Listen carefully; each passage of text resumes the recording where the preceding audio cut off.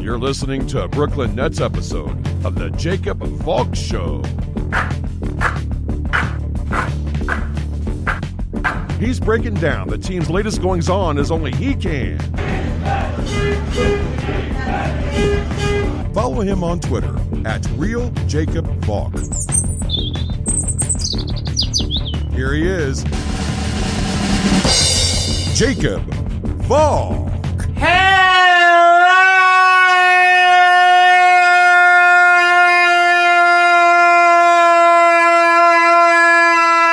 Hello, Nets fans! Welcome to another Brooklyn Nets episode of the Jacob Valk Show. I am Jacob Valk. And on the court, the Nets are fine. There is nothing for me to talk about concerning the Nets' play on the court. You want to tell me that I should get mad about their loss to the Mavericks on Saturday? No, I shouldn't. They had won 8 straight before that. They swept their West Coast trip. No Durant, no Kyrie, and they're going up against a solid Mavericks team. Not great. This Mavericks team isn't a great team, but they're fighting for a playoff spot in the West. Porzingis was healthy. Doncic did Doncic things. Look, you're not gonna finish the season undefeated. I mean, the thing is, this team is so great that every loss comes as a shock. So you have to fight that nagging voice in the back of your head that's screaming doom and gloom. Use your noodle. The Nets are fine. A season is comprised of peaks and valleys. I don't see there being any cataclysmic valleys on the horizon for the Nets. And I'll say this. Even if they lose tonight against the Spurs, a really good Spurs team, surprised the daylights out of me, on Wednesday, they face the Rockets. James Harden's first game against his old team. You think he's going to be motivated for that? He may drop 50. I'm not kidding. I don't know what the over-under is going to be on total points for James Harden on Wednesday. Take the over. People are upset about the Durant injury. It seems like it's more serious than the Nets are letting on. Look, the Nets really don't handle injuries that well in terms of communicating the severity of it to their fans. It happened last year with Kyrie Irving a lot. Certainly, I did think that Durant would come back by now. But I do think the Nets are just being overly cautious. A, he's their best player. B, he's coming off a torn Achilles. So, yeah. They're going to be overly cautious. Realize, what happens in the regular season is irrelevant for this Nets team. The only thing that matters is the playoffs. This team could be an 8 seed. If they win the whole thing, it doesn't matter. That is really nitpicking. To get on the Nets for maybe downplaying the Durant injury. It doesn't matter. It really doesn't matter in the grand scheme of things. As long as everyone's healthy for the playoffs, I don't care how many regular season games the big three miss. The injured player that I'm more interested in is Spencer Dinwiddie. According to Ian Begley of SNY, the Pistons are interested in trading for him. It's kind of interesting that the Pistons are interested in trading for Dinwiddie since they had him as a rookie and sophomore in the league. Then they traded him to the Bulls for Cameron Bairstow. Dinwiddie never played a game for the Bulls. Then he went to the Nets and became really, really good. So we talk about buyer's remorse. How about seller's remorse? I'd definitely be interested in hearing what the Pistons would offer for Dinwiddie. The Nets don't need to trade him by any stretch. I know that he's a free agent at the end of this season, but the Nets do have his bird rights. They can offer him more than any other team.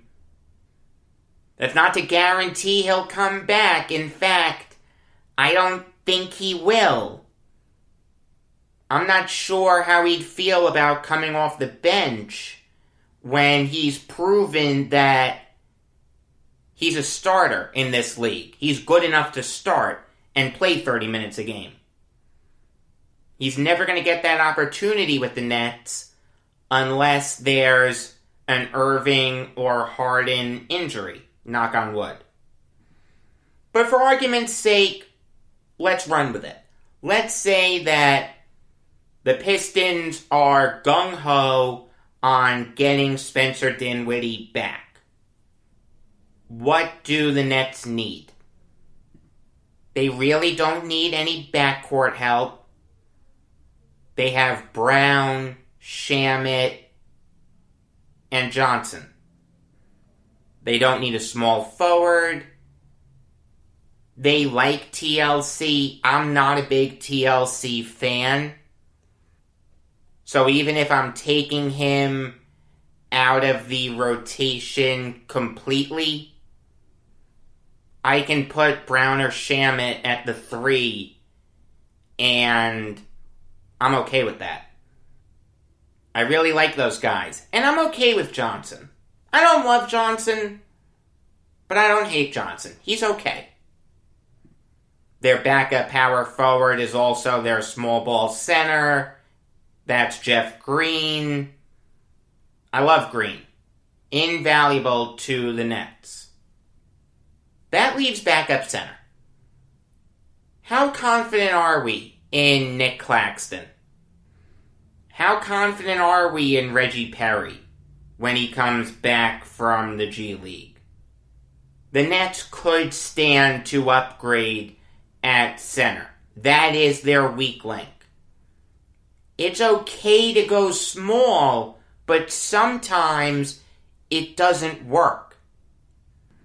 If you're going up against a bigger guy like Vujovic or Porzingis or Embiid or Gobert, etc., going small isn't going to work. You're going to get torched on the other end. Every single play. Forget about it. You have no chance of stopping him. If DeAndre Jordan needs a breather, I'd like the Nets to still be able to have a true center out there. And this can vary game by game. It doesn't need to be set in stone that this is what we're doing. If you're going up against a team that goes small all the time, yeah. Go small all the time. But if you're going up against a team with one of the best centers in the league, going small isn't going to work. So let's take a look at the big men that the Pistons have. Blake Griffin's probably the first guy who popped into your head, but he's just making too much money. There is no way that the Nets can trade for Griffin. Mason Plumlee would make a ton of sense. I always liked Plumlee. Never wanted to see him go for Rondae Hollis-Jefferson. I loved when he blocked LeBron James. Bringing Plumlee back would make a ton of sense. You want to tell me you want to go a little bit younger? I'm not sure how amenable the Pistons would be to that, but let's run with it. Sadiq Bey, not happening. No way the Pistons are giving him up. Sekou Doumbouya doesn't help the Nets. I like him. I think he can turn into something down the line. He just doesn't work with the Nets. Jahlil Okafor, I'd rather have Plumlee. But there is another guy. And maybe he's not the skyscraper that guys like Gobert and Embiid are. But he has the makings of being a really good center. I'm not sure how amenable the Pistons would be to trading him. But if I was Sean Marks, I'd ask about Isaiah Stewart. Now, don't be concerned about giving this role to a younger player. Stewart was the 16th overall pick in the 2020 NBA draft. Reggie Perry was the 57th overall pick. I'm okay with giving a first rounder a legitimate opportunity, especially when he's shown some talent. 54% from the field isn't great, but it isn't terrible.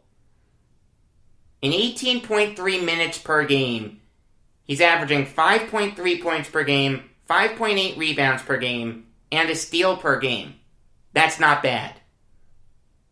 It's not great, but it's not bad. You take a look at his per 36 minute stats, it equates to 10.4 points per game, 11.4 rebounds per game, and 2 blocks per game. Stewart has a ton of potential. And he can learn from DeAndre Jordan. I like the idea of Jordan being a mentor for Stewart.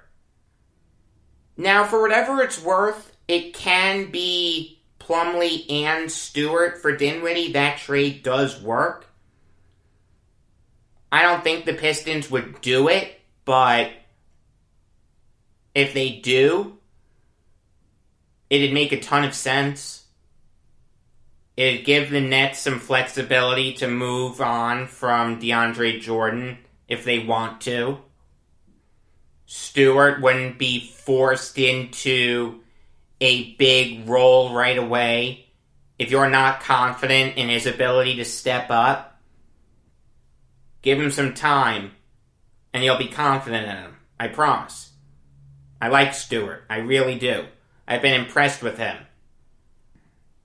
when I've watched him play. But let's say the Pistons don't want to trade 2 centers.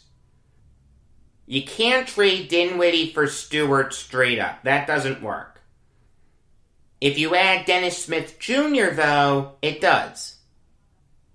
Now, I know what you're thinking, Jacob. They just traded for Dennis Smith Jr. Are they really going to move on from him? Possibly. Keep in mind, they do have Killian Hayes. I know he's hurt, but do you really care if you're the Pistons how good you are this year? It doesn't matter. What matters is the future. And if you've got Killian Hayes and Spencer Dinwiddie as your backcourt of the future, yeah, that can work. I don't think Smith really has a future with the Pistons. Stewart could work. Not as much as Plumlee. I understand banking on a veteran over a rookie for this Nets team. Go all in for a championship. A veteran helps you more. I get that. The only thing I'm saying is Stewart would make sense too. If for whatever reason the Pistons don't want to trade Plumlee, I would take Stewart. There is another thing to talk about, and it's something that I hate talking about. I've had this argument a million times. I really don't want to have it again, but I kind of have to. What basketball team runs New York? Is it the Knicks or the Nets? Look, after the Harden trade, I thought it was going to be the Nets, lock, stock, and barrel. I didn't think the Knicks were that good. I thought they were going to fade away. I thought it would be the Nets by a landslide. But the Knicks are hanging in there. They're a good team. I mean, I'll say this. I don't want to face the Knicks in the first round if I'm the Nets. What's the one thing that can stop a great offense? A great defense. What do the Knicks have? A great defense. I'm not saying the Nets are going to lose that series, but if it's Nets-Knicks, give me Nets in 6. Those will be very hard-fought wins. Look, the Knicks being good hurts the argument of the Nets being the Kings of New York. Because the reality is, if both teams are good, there are more Knicks fans than there are Nets fans. So yeah, the Knicks will run New York. See, the worst thing that's happening to the Nets right now is something completely out of their control. It's how well the Knicks are playing. If the Knicks were at the bottom of the league, we're not having this argument. The Nets run New York. But because the Knicks are the 4 seed, they're 1 game over 500, and they're playing the best basketball they've played in a really long time. Yeah, you've got the fans coming out of the woodworks. They're happy to be back at the Garden. They're happy to be watching competitive basketball. At this very moment, the Knicks are the Kings of New York basketball. But here's the thing. That's irrelevant. It doesn't matter. It doesn't matter if the Knicks get a higher television rating, if they have more followers on Twitter, if they get more butts in the seats. It's irrelevant. What matters is the play on the court. And if you look at the standings, the Nets are 4 games up on the Knicks. That's all that matters. Let the Knicks run New York. It's fine. I'll say this. They don't run it single-handedly. The Nets are there. They're a vocal minority. They're a sizable minority. Are the Knicks in the lead? The answer is yes, but the Nets are there. They're making life difficult. And if the Knicks go on a big losing streak, they fall out of the playoff picture, the Nets will run New York. But it doesn't matter. Running New York doesn't matter. The perception of stars not wanting to come to Brooklyn, that's over. Let the fans do what they want. There are more Knicks fans than Nets fans, and that's going to take a long time to change. In fact, it may never fully change, but it's irrelevant. It does not matter. The only thing that matters is the play on the court. The Nets are the better team. Let the Knicks beat the Nets in back pages, Twitter follows, TV ratings, whatever. The Nets can beat the Knicks on the basketball court. That's all that matters. Let me go over my plan again for this month and next month. I did it at the end of the regular episode of the Jacob Valk Show. I'll do it here also. March 15th, just a Brooklyn Nets show. March 16th, no show. March 17th, first four preview. March 18th, no show. March 19th, round of 64 preview. March 20th, no show. March 21st, round of 32 preview. March 22nd, no show. March 23rd, NFL free agency recap. March 24th, business as usual. March 25th, NBA trade deadline show. March 29th, New York Islanders show.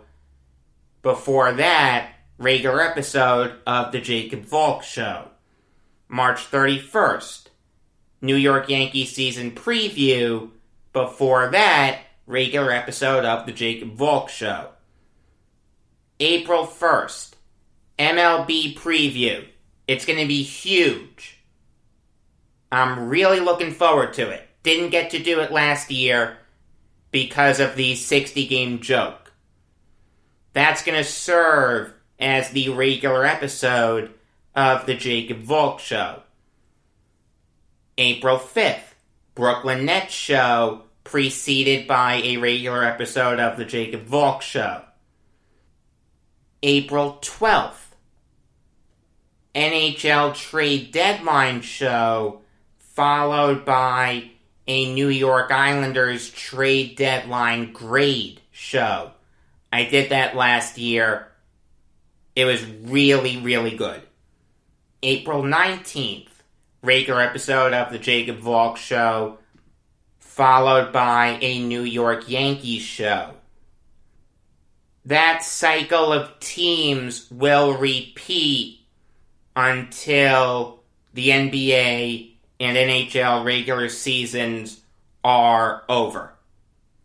Then it'll just be Yankees every Monday. April 29th, before the NFL draft, that morning, you're going to get a New York Jets draft preview.